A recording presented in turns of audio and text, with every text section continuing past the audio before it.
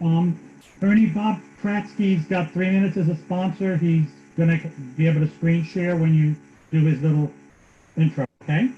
So, Absolutely. okay. All right, I think it's showtime.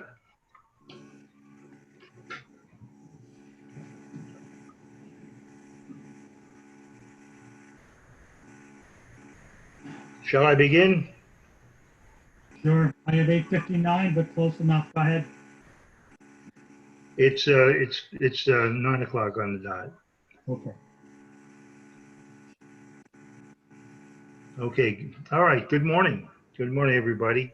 Good morning. We normally do the Pledge of Allegiance. What we're going to do is play the national anthem. Are you keyed up for that, Frank? Yes.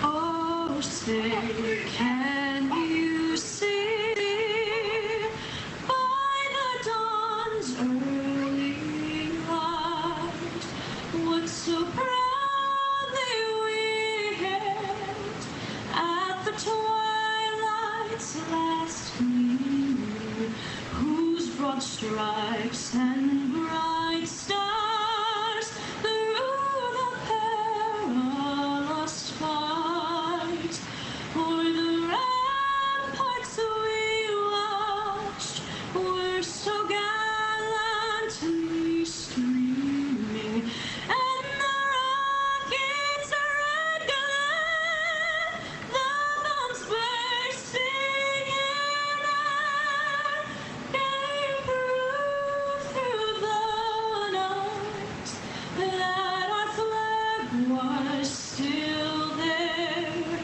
Oh, say does that star-spangled banner yet wave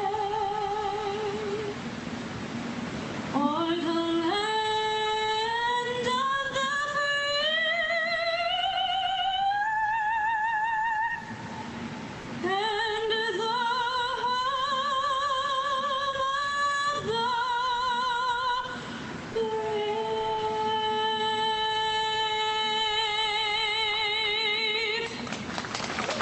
Bravo.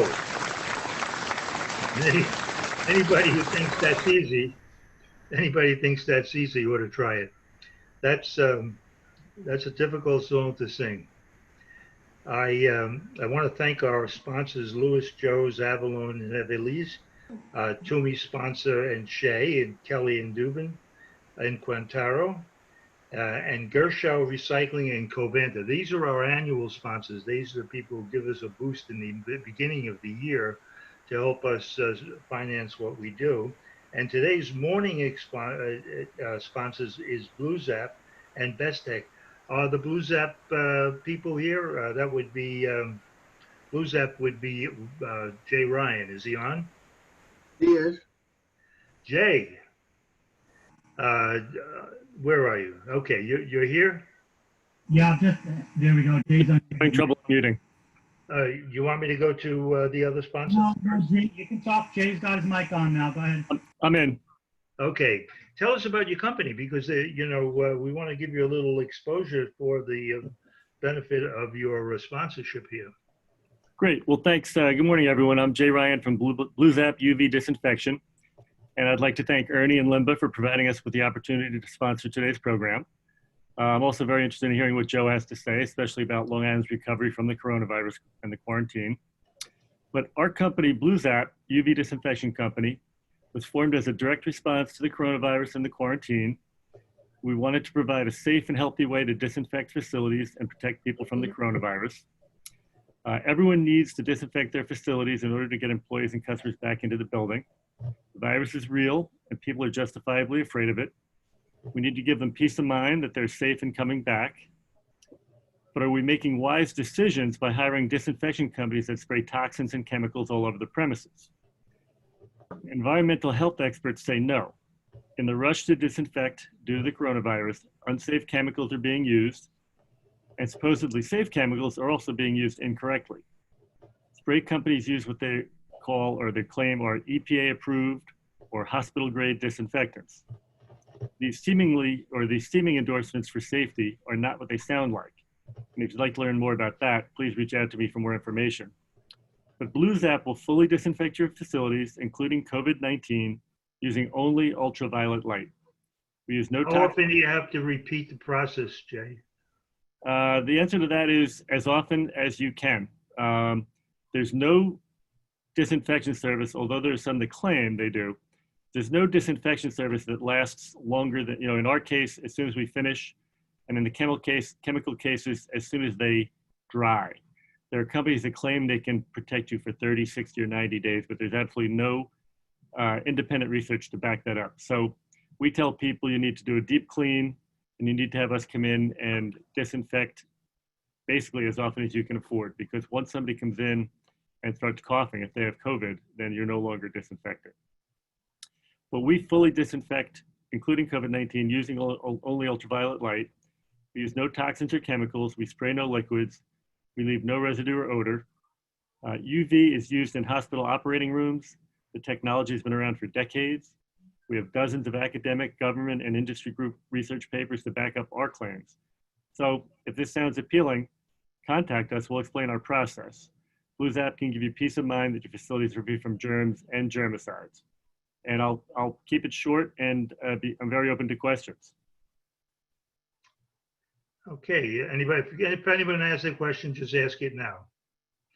All right, Robert Kraske is our other sponsor, and he's with Best Tech. I knew a company named Best Tech I used to do business with when I was an actor, providing lighting for staging. You're not any part of that. That's not me, no. Okay. Tell us about your company, though. Sure. So, so my company, Best Tech, what we focus on is helping companies use technology better. And the biggest focus now, what we're doing is with Office 365, which I'm sure many of you are using.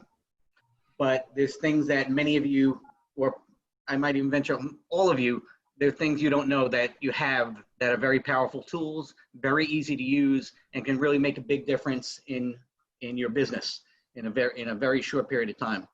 So what I wanted to do is just give you a quick 2-minute demo of a couple of the main features and productivity things, especially as remote workers, what you can do. So, are you seeing my screen now? No, we see you. Okay. Do you see my screen? Yeah. Oh, your screen. I don't know what you mean by that. It says I'm seeing your screen. I'm sharing. Okay. So you're seeing Microsoft 365. You're seeing my logo. It says bookings in the corner of the screen. Yeah, right. I see that. Yes. All right. Good.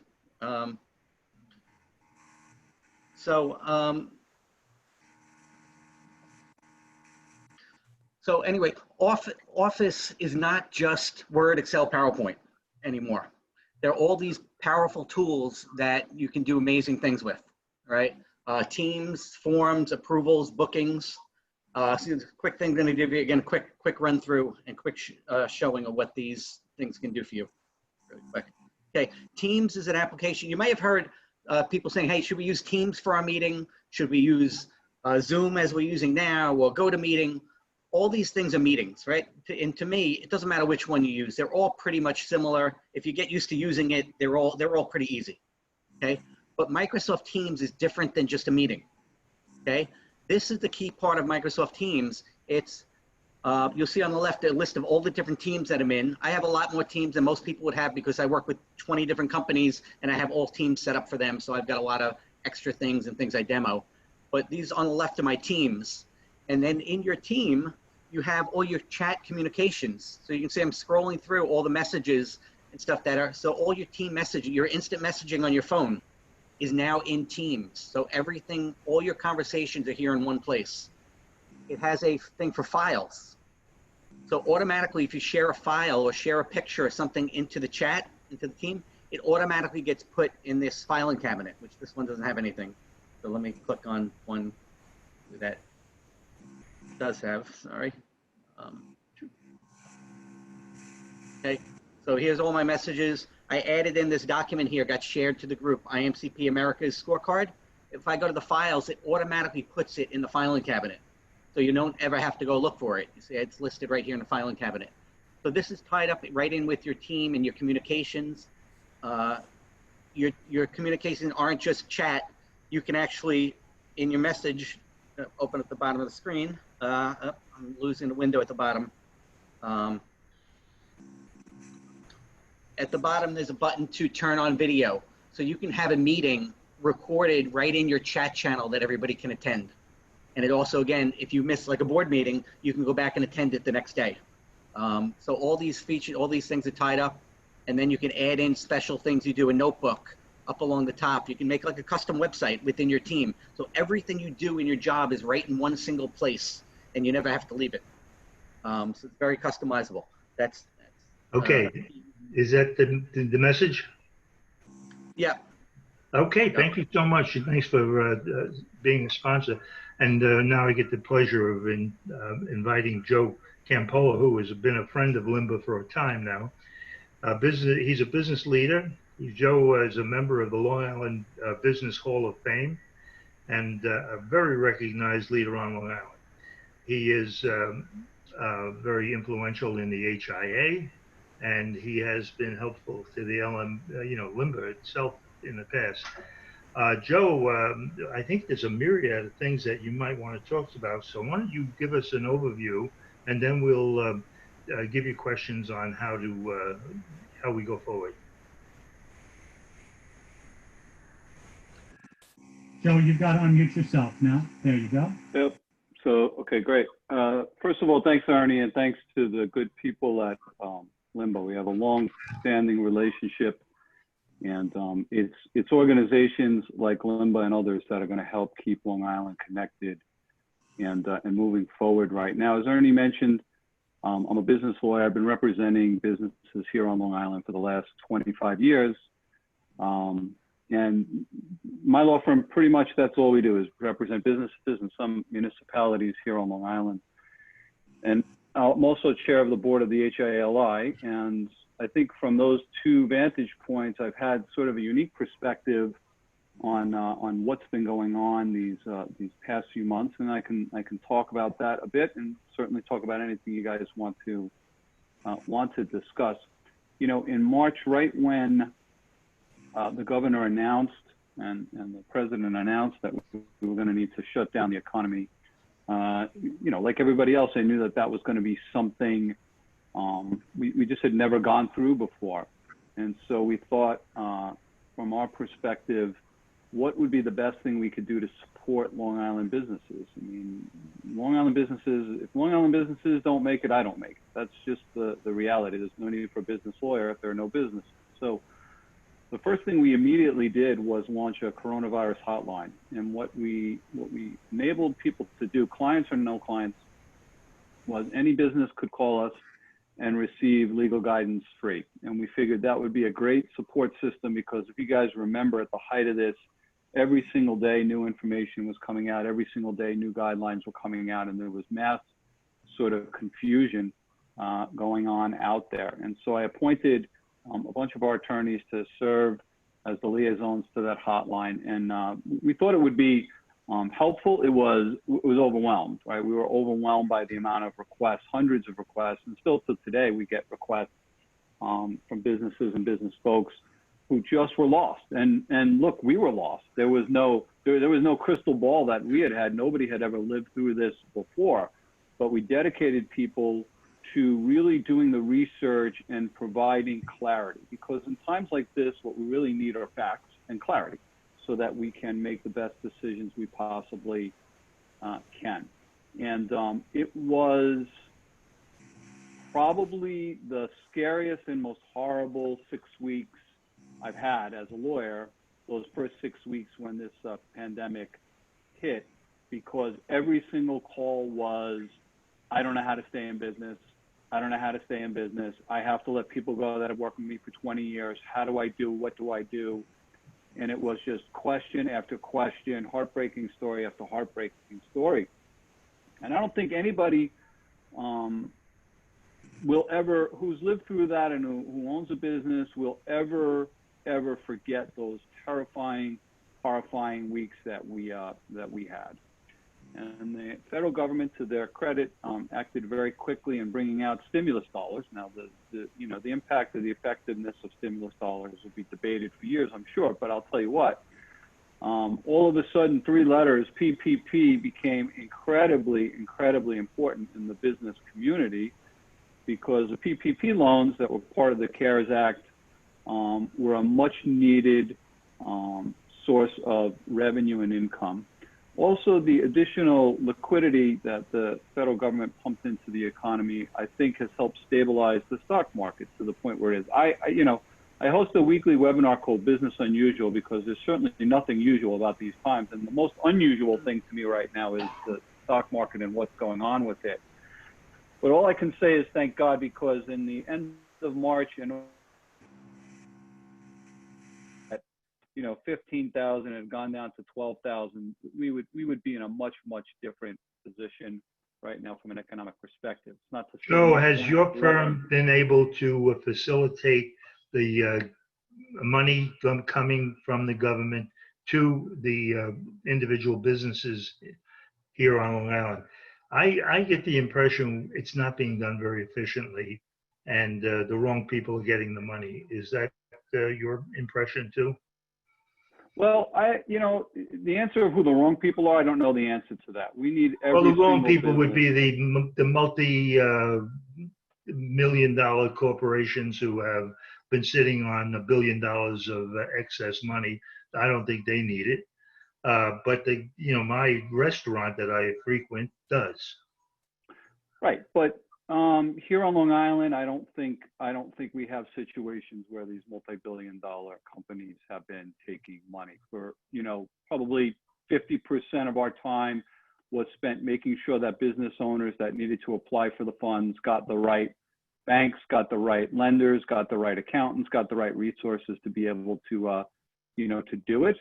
And I feel pretty good that here on Long Island, those who applied were able to get it. Now, let's not forget, there were 2 rounds. The first round, not everybody got it, and it was absolutely terrifying for the businesses that didn't get it in the first go around. The second go around, I think folks that applied, for the most part, everybody's gotten it. There's an excess of funds, and they just spread out the time to be able to apply for those funds, because they want to make sure people are going to get those funds. There's also discussions now about another $1 trillion relief package that's going to sort of pivot the PPP lending program to industries that need it the most. And I'm assuming that's going to be food service, restaurants, hospitality, and things like that, which have just been absolutely shellacked by this whole, this whole process. And so what we saw was catastrophic unemployment, right? And what we have to remember is jobs are everything. Jobs are productivity. Productivity is GDP. GDP drives the economy. The economy drives national security and all of our freedoms and everything else that we need, right? So we really jobs are our sanity as well. That's exactly right, Ernie. I mean, the mental health and the self-worth that people attribute to. Part of the other calls we get on a regular basis is, I'm losing my mind. I'm absolutely losing my mind. I'm home. I'm not out. I'm not networking. I'm not socializing. I'm sick of Zoom. I'm just sick of it. And what can I do? How can I do this? I mean, even normal recreational behaviors, which we have to be mindful of. One of the things about Long Island, and we all love Long Island, and we talk about Long Island. And when we talk about Long Island, what do we talk about? We talk about the quality of life. We talk about the school districts. We talk about the beaches. We talk about the restaurants. We talk about the wineries. We talk about the arts and the Stoller Center and the Tillis Center, right? That 6 months ago was the greatest value proposition for Long Island. Well, every single one of those boxes right now is in grave jeopardy because of coronavirus. I mean, restaurants, and we represent hundreds of restaurants, literally, in some capacity. It's unbelievable and unconscionable what's going on with restaurants right now, but what are we going to do? What are we going to do? So many people say to me, I want to support them. I really do. But, the days of going out on a Friday night and getting a great bottle of wine and great service and ambiance and experience, they're not here. They're not here, and people are just not going to spend the money to go to a restaurant and sit at an isolated table with two people. It's really kind of weird and subdued. You're served in masks and gloves. You're not exactly sure what to do, right? And so, You know, another thing, Joe, is the theater. We have two, well, we have more than two. We have several live theaters here that performing arts, and they're all pretty good. And you know, we love to go to the theater, but I wouldn't feel comfortable sitting in a theater today, and I don't know when I will. I think that's going to be a painful change.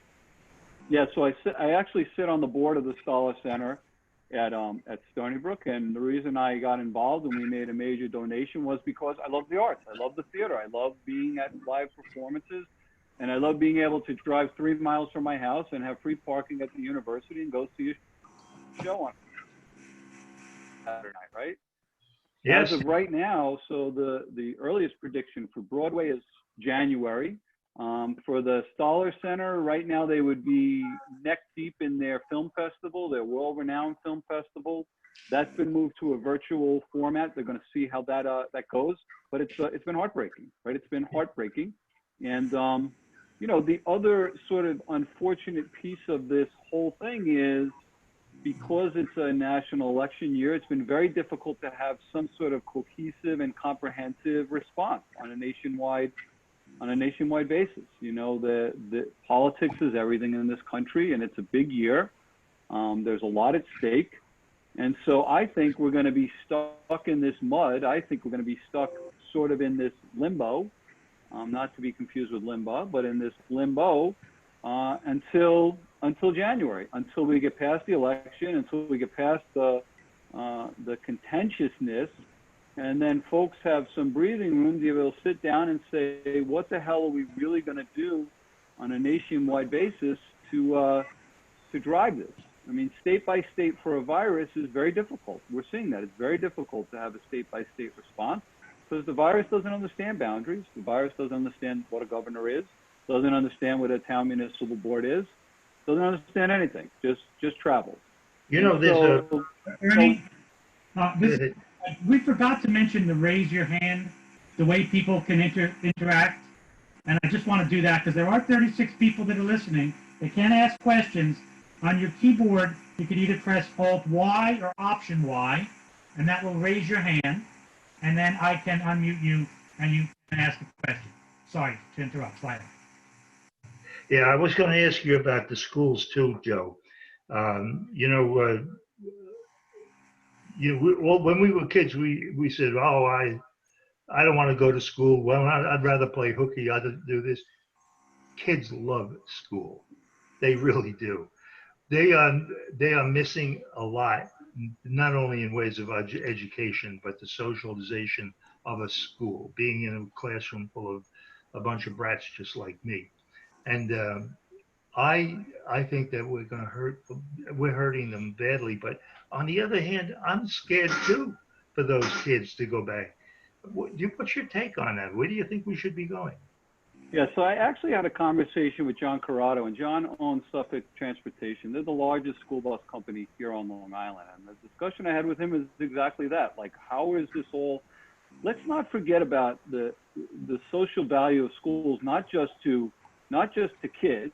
Okay, so Ernie, you were probably a good kid. On the days I played hooky, I got into nothing but trouble and would have continued to get in trouble had it not been for school. And my good friend Bob Kratzky is on the line here, and he and I went through school together, and he knows exactly what I'm talking about. Okay, you know, there would have just been trouble, and I think, honestly, I think we saw that tip of that, right, when peaceful protesters and opportunists who had way too much time on their hands began to riot and loot. I think that that's what happens when people have too much time on their hands and kids are not in school. They're going to find some outlet, and it's probably not going to be productive, right? So, A, we have to look at the socialization value. B, we have to look at the value of the education that's being received. And I'm sorry, there is, just like in an office, and I understand the need for being able to use remote technology, but there is an absolute increased level of education and productivity when you can socialize.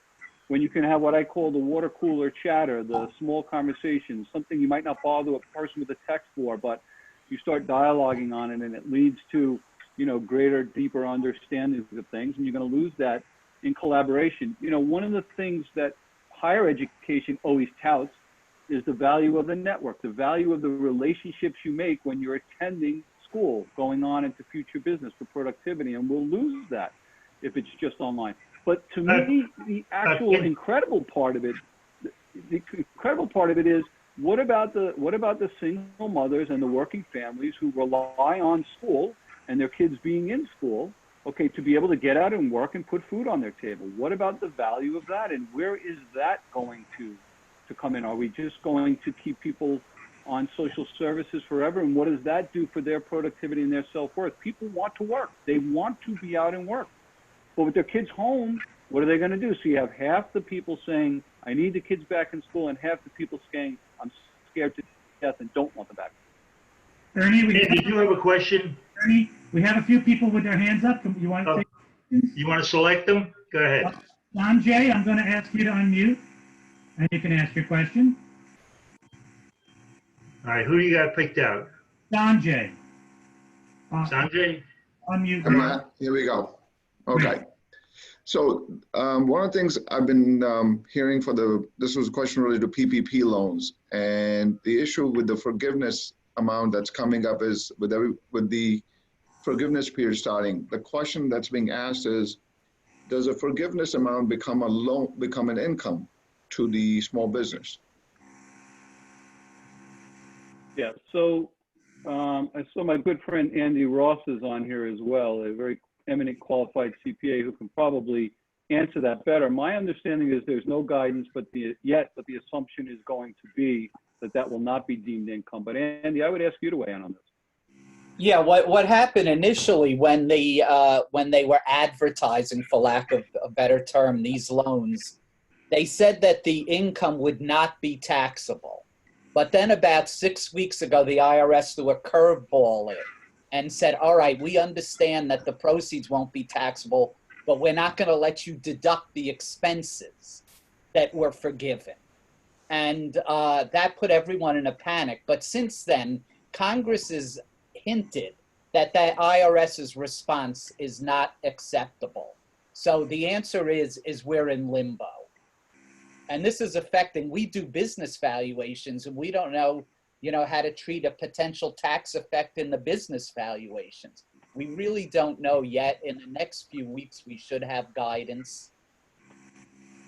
Yeah, and my assumption, and that's one of the issues. I'm going to be having a conversation with Congressman Lee Zeldin next week. That's actually one of the biggest pieces of it, is it's causing so much uncertainty. Let's talk about PPP, because I think it's really important for everybody to understand sort of my perspective on it, right? So PPP was a necessary lifeboat. What I like to say is, come April 1st, we all found ourselves on a deserted island, not knowing what the hell to do. And PPP is a life raft that was floated to the deserted island with 2 months worth of supplies on it. So we have 2 months, the loan amount was 2 months worth of payroll, rent, and utilities, which is great, which is absolutely great. We needed it. We absolutely needed it, right? But now we're seeing, so what happened is we got a bounce from employment numbers because people with PPP said, great, I can bring people back and try and bring some money, particularly in the lower paying jobs like restaurants, to try and capture the summer months, critical. But what we're gonna see now that PPP dollars are running out, so people got it in early April or early May, so you got 60 days past there, PPP dollars are running out. And you know what? People, I believe, are not going to start reinvesting their own dollars. So the PPP dollars are government dollars that can be forgiven, a gift. And so we don't mind investing money that's not ours and seeing if we can generate some revenue from it. But the business owners I'm talking to now that PPP dollars have run out, are saying, wait a minute, we're still on the deserted island. The supplies are running out, and the rescue ship, which in my opinion is the vaccine, the rescue ship is still not in sight. We know it's out there. We know we'll see it one day, but we don't know what that day is. and until we see that rescue ship on the horizon, we're going to be very cautious about how we spend our dollars, right? And that's going to be, I believe, the challenge of the fall. Not to mention that we're seeing resurgence and other states starting to close down. So that makes us very conservative and nervous, understandably. And not to mention that we have an election coming up. So, you know, we have to understand, in my opinion, we're in this for the long haul. It's not really going to be until January that we see some sort of comprehensive approach and real meaningful recovery. What Congress is doing, and look, God bless them, they're doing their best right now. Nobody has a good answer to this. What they're doing, though, is trying to stitch together the economy by keeping it liquid so that we don't have an 08-09 situation in a banking crisis.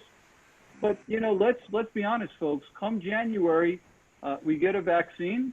Thank God, we'll have it. I believe in our scientists tremendously.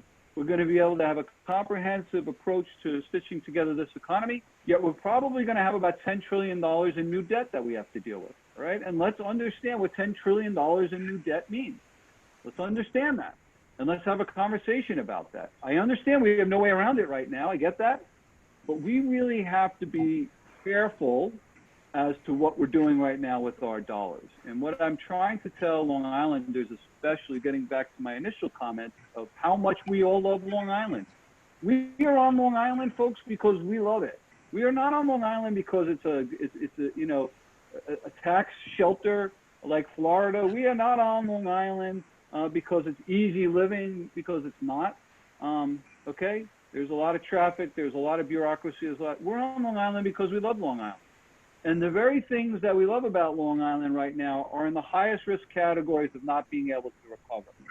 And so we have to invest our time and dollars into those things to make sure that Long Island remains Long Island and looks like Long Island and feels like Long Island and acts like Long Island once this thing is behind us. And that's where I think we all have to stick together. So I'd like to introduce another thought. We once had major manufacturing on Long Island when we built airplanes for the military. That's all gone many years ago now. Do you ever see anything like that coming back? Well, I do.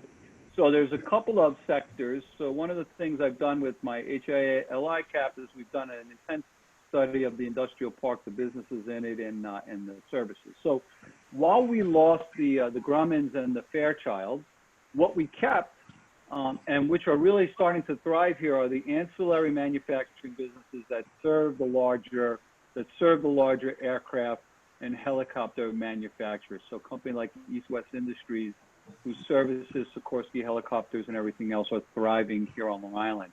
Pharmaceutical companies have made a huge inroads here on Long Island. Pharmaceutical companies are huge. And the reason why they made that is because the industrial park, and this is hats off to the county executives, County Executive Ballone, and prior to him, County Executive Steve Levy, who made the investments into sewers in the park. So pharmaceutical companies are uniquely in high need of sewer systems because of the ability they have to significantly contaminate watersheds if not properly drained. So because of the sewer systems, we are seeing pharmaceutical companies and biopharm companies rise up here on Long Island in droves. So those, I think, are really important indicators of what we're able to have. Now, when you see the travel industry get hit, and I've had this conversation with these manufacturers, the travel industry gets hit, that's sort of probably 20% of the business of these companies.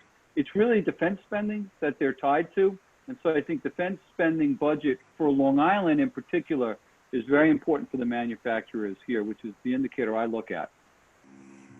You know, Dan Sherry has a question. Frank, can you unmute him? Dan, I don't have a Dan Sherry. How is he listed here? Is it Daniel's iPad? Yeah.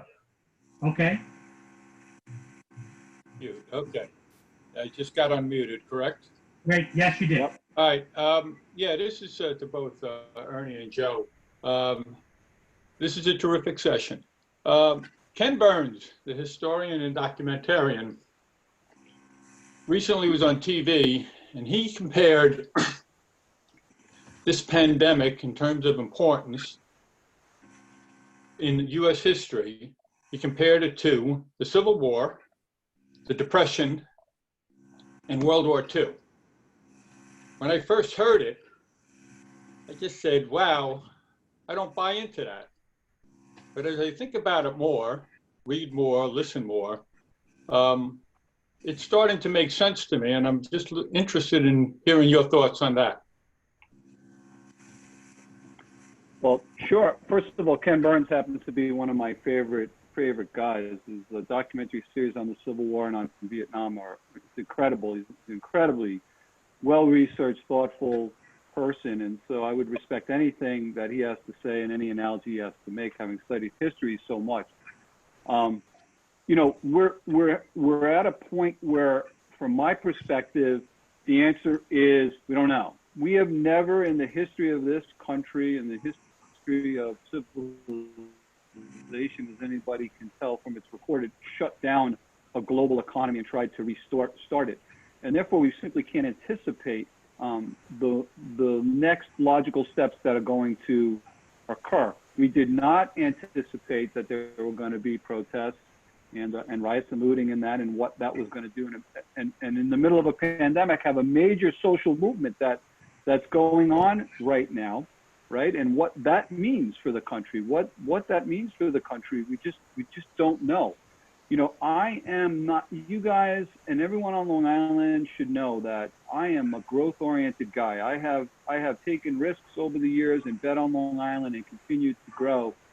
I'm telling you, from my perspective, I am cautious right now. I am incredibly cautious right now about where this is all going. There are just too many variables. You know, right now, the biggest thing, in my opinion, that is our safety net and our safety blanket, and I saw my friend Harvey Feinberg floating around here somewhere, and I know he has opinions about these things. You know, the stock market hovering around $25,000, $26,000 is incredible because it's allowing those businesses to have room on their balance sheets to be able to keep reinvesting in R&D and things.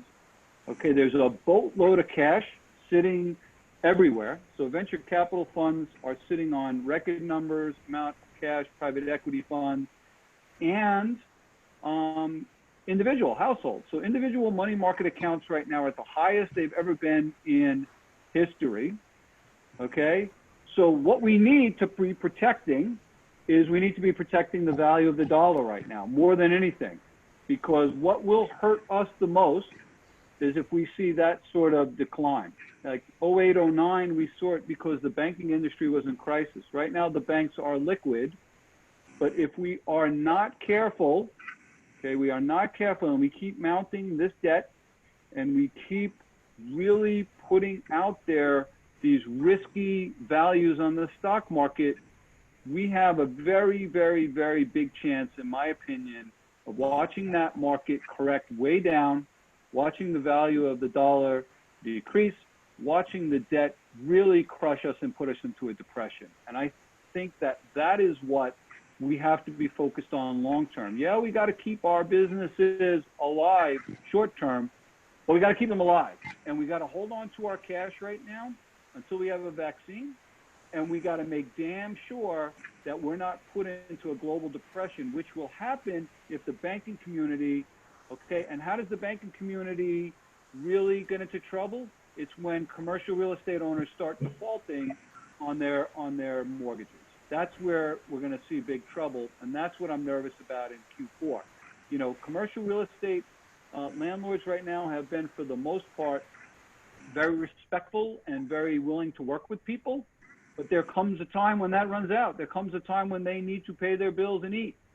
And if we get into a banking crisis because there's a heavy default rate on those commercial loans, we're going to have an avalanche that needs to be protected against. So I'm hopeful that long term, that's what our Secretary of the Treasury, that's what our Congress, that's what our Senate banking committees are all focused on. You know, Joe, in a crisis, we often see opportunities, and I'm always the eternal optimist. I think I said recently in an essay that I wrote, I don't ever want to see us go back to normal.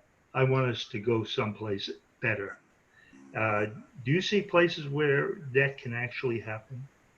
100%. So, you know, as zoomed out as I am, Zoom has taken on a new meaning in not in just socialization, but in our economy. You know, in the early 2000s, I was involved. I was president of a technology company that focused on video conferencing, and video conferencing just never could take off. It just never seemed to be able to take off. And it really took a pandemic to bring this into our world. And wow, how wonderful, Ernie, how wonderful it is to be able to blend, you know, live meetings with Zoom meetings. How wonderful it is, especially on Long Island, to be able to avoid traffic to get to a meeting that could easily be done over Zoom. How wonderful it is for us to all have learned how great it is to have a Zoom cocktail hour with family and friends of ours that are not, you know, that are not here and be able to do. So I think the introduction of video conferencing technology for those purposes is going to greatly improve and enhance not just our quality of life, but our overall productivity, right? And that's really what it's all about. If the GDP is going to take a hit, we as businesses and you know, the word pivot is being used in every other sentence right now, but we're going to have to find a way to reintegrate technology into live. And that's going to be a great thing. That's going to be a wonderful thing. The other big piece that I think this has shown us, which we've forgotten here on Long Island especially, is the value of home, right? So we spend all of our time pre-pandemic racing, running, buying these beautiful homes, having these beautiful properties on Long Island, planting beautiful gardens, okay, having beautiful food services and grocery stores that sold these wonderful foods. And what do? We were never home. We never appreciated our home. We never ate at home. Most of us never learned to really cook, okay? And so for 90 days, we were forced to sit in our house and really reconnect and understand the value and the beauty of a home and a place and a presence. And we saw that, amazingly, it actually helped the economy because we saw consumer goods jump in Q2, and consumer durable goods, things like refrigerators and kitchen cabinets and dishwashers and couches, sales were the highest ever. Why? Because everybody was in their house sitting around and saying, you know what, I want a new couch. I want a new refrigerator. I want to make it a place, a present. And I did. Look, I opted to, you know, to revisit my gardens. And it really brought me back to my childhood growing up in an Italian family here on Long Island. For whatever reason, we always had to grow tomatoes. We always had to grow peppers. We always had to grow zucchini. And it made me revisit it, and it was wonderful. It made people relearn how to cook, relearn how to. The garden never looked so good. Wonderful. So I think there's a host of positives that we'll all bring out of this, and I agree with you. The new norm, you know, is going to be better than the old in many, many ways. We got to get there, though. We got to get there. John Hill, did you have a question? I'm going to interrupt again. We have people commenting to the speakers in the chat window here, and they can't read and talk to you. If you'd like to speak, then let me know, the administrator. You have to raise your hand or even ask in the chat window, and I'll activate your microphone.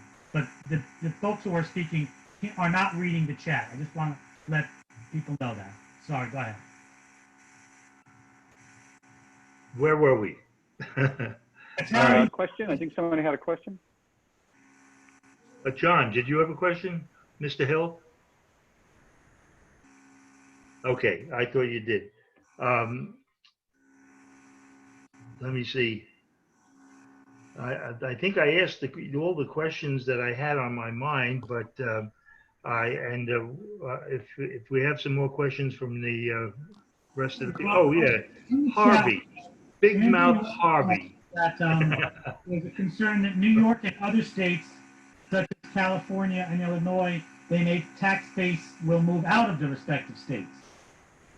So what do we think about that? That there'll be a exodus. So this is where you know, in my opinion, we're living through such historic times on so many fronts. So from an economic perspective, we're living through economic conditions that we've just never seen before as a country, and that economists are going to dissect for hundreds of years because it's that extraordinary time. We've also, for the past 4 years, let's say, lived through historic constitutional times. I mean, if nothing else, Donald Trump has made Americans, Congress, and the Supreme Court revisit parts of the Constitution and have constitutional discussions that we've never had before, simply because nobody's ever pushed certain buttons. But really what's going to come out of this the most is this notion of federalism and states' rights and state sovereignty. Right? It's an interesting dilemma.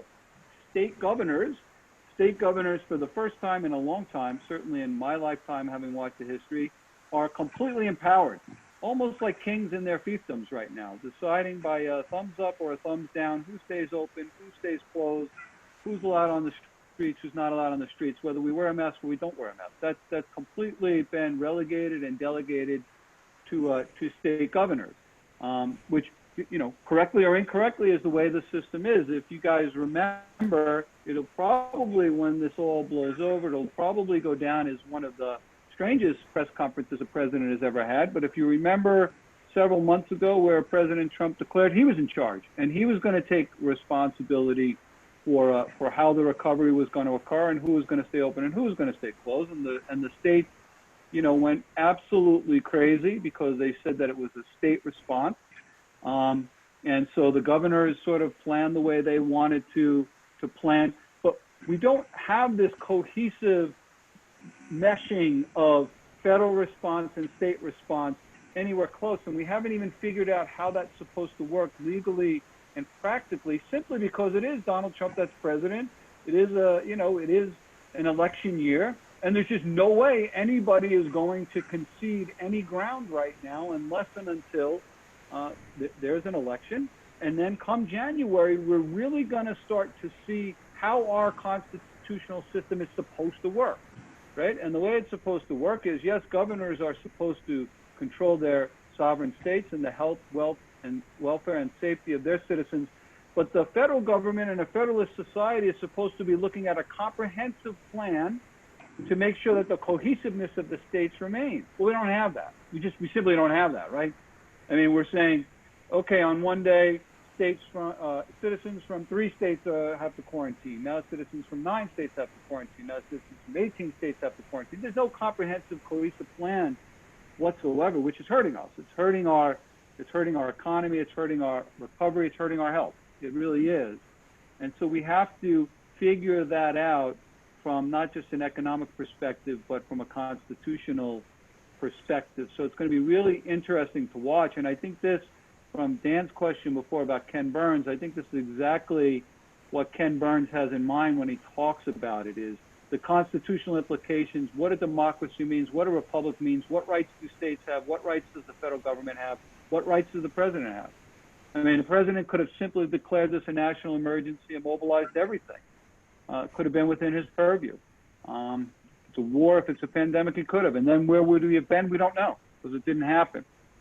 So I think we got a lot to play out, but we're not going to see anything except us stuck in the mud right now until this national election is over. Frank, Harvey has a question. Can you unmute him? Yes, I can. Thank you, and thank you, Ernie, for referring to me as the big mouth. You and my wife must be speaking a lot now. In any way, Joe, thanks. This is really very informative. I'm just curious, my question is, when you speak of January, are you referring to January because we passed election, or because you're anticipating that we will have a vaccine, that things will start to get better? And, the reason I ask it is because this country has not really responded to this pandemic as the rest of the world, or much of the rest of the world, I should say. I don't like to generalize. And, all we've been asked to do is 3 things: wear a face mask, social distance, and wash our hands. And for some reason, our country, I'm not talking about Long Island now, our country has not been able to get their arms around that conceptually. And I think that has something to do with our numbers. And so I'm just curious, is it the election that we're going to be passed, or are you anticipating that Well, would I think, have. and it's a great point. First of all, there are some comments about being cautious. Of course, I'm cautiously optimistic. I believe in the American spirit. I proudly, like many of you, I proudly serve my country in the Marine Corps because I believe in our freedom and our spirit. And entrepreneurial spirit is what gets me up and drives me every day.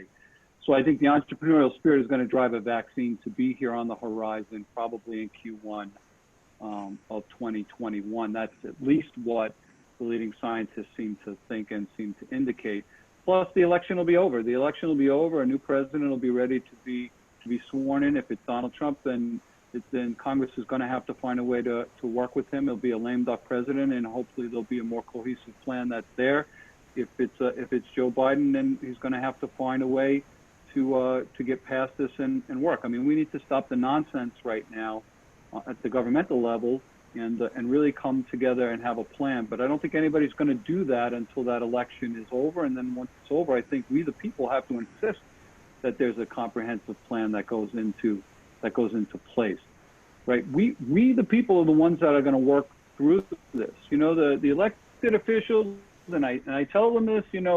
They're the ones who are making the decisions. Yet, they haven't lost a paycheck. They haven't lost their health benefits. They haven't had to go out on unemployment. They haven't had to feel the pain of what we, the people, have had to feel. And, shame on us. Shame on us for buying into all of this media hysterics and such hyper partisanship, rather than focus on what is the common good that makes us Americans, what is the common good that makes us New Yorkers, what is the common good that makes us Long Islanders, and let's move that spirit forward in spite of all the noise coming out of Washington, in spite of all the noise coming out of Albany. Okay, we here, this group of people here, okay, are the ones that are going to move it forward. If you look at any great nation, you look at any great organization. So I mentioned the Marine Corps. The Marine Corps was born by a bunch of drunk guys in a tavern, ton tavern, saying, we think we can create a better branch of the military, okay? And a couple of drunk guys poured out of there and formed what is the greatest, military unit ever in the history of the world. Yes, I'm biased because I'm a Marine, and I'll say that. The United States was formed, okay, by a bunch of guys sitting around saying, you know what, it's really wrong what England's doing.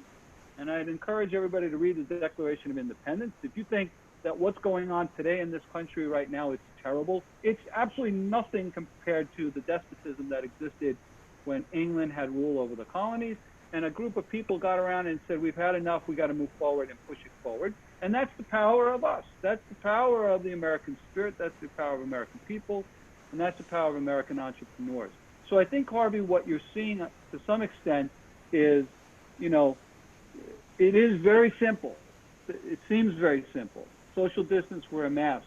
But because of the super highly charged environment that we're in, because of distrust of the media, because of difference in guidelines that came out of the CDC and the WHO, because of some people's hatred and some people's love of the administration, because of all that, we don't have any sort of buy-in yet, no universal buy-in on how we as a country are going to approach this and make sure that we get through it and make sure it doesn't happen again. And whatever and whoever the next president is, that needs to be the top priority is how are we going to get through this, and how are we going to make sure this never happens again, right? Because we have done a really good job with our military protecting against attacks from other nations, from other people.